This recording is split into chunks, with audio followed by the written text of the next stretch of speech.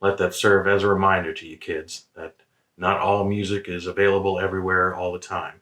So it is an argument for physical copies of things.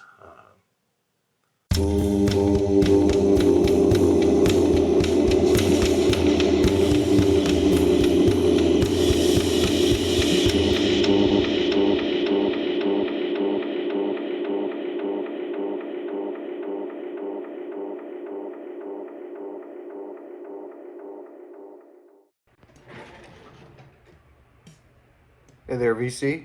Plastic Eric here. Plastic Soundwave Cult here for another amazing edition of Collection Connection. The game is just an excuse to talk about music that nobody watches. Um, um, it's a game that I play with my brother Bryce over on Tremendous Views. His responses are every Thursday. My response is every Monday. So let's get on with it. So, my brother showed Robin Hitchcock's self-titled album from 2017. Listen to that. Definitely got like it's rocky. I've heard some of his other stuff before, and it seemed more like folk psychedelic kind of. But this is more rocky psychedelic. It's definitely got some psych influences in it. I enjoyed it. I thought it sounded pretty good. The thing about it is that it has a song on it called 1970 in Aspic. And I don't know how many people actually know this, but 1970 is an incredible important year in human history. And another band that talked about the year 1970, our boy the Stooges with Funhouse.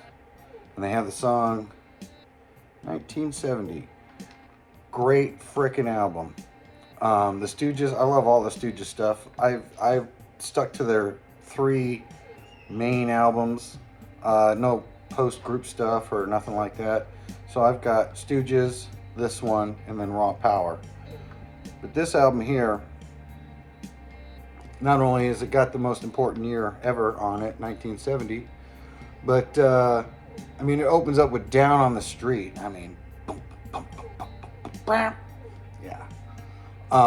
Loose, TVI, Dirt, 1970, Funhouse, and then LA Blues, which is, if I remember correctly, that's the one that has that crazy saxophone on it.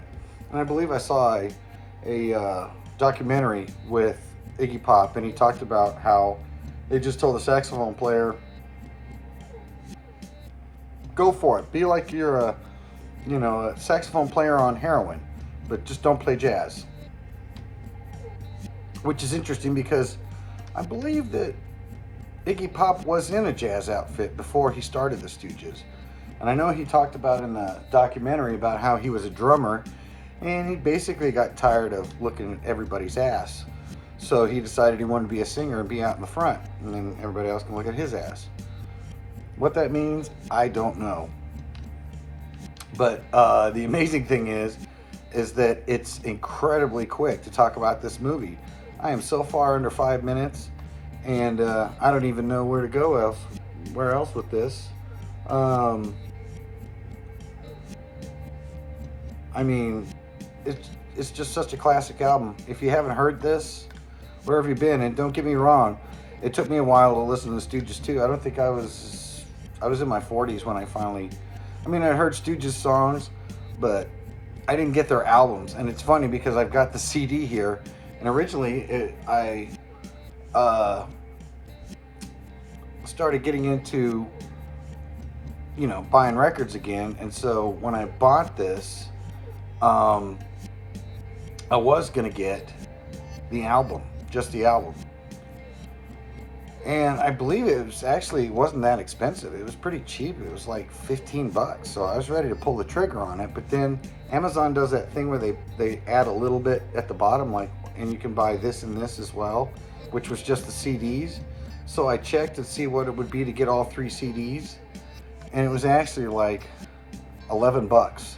So I could get all 3 of their CDs for $11, or get the one.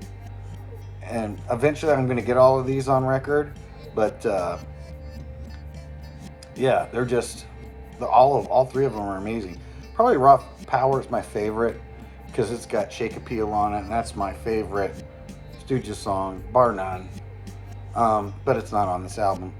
And so I see I'm creeping up to the 5-minute mark here. So I'm going to go ahead and shut it down here. Bryce, I hope you enjoy listening to this one. This is a fantastic album. And I just want to let everybody know, it's not just about the music. So until next time, bye.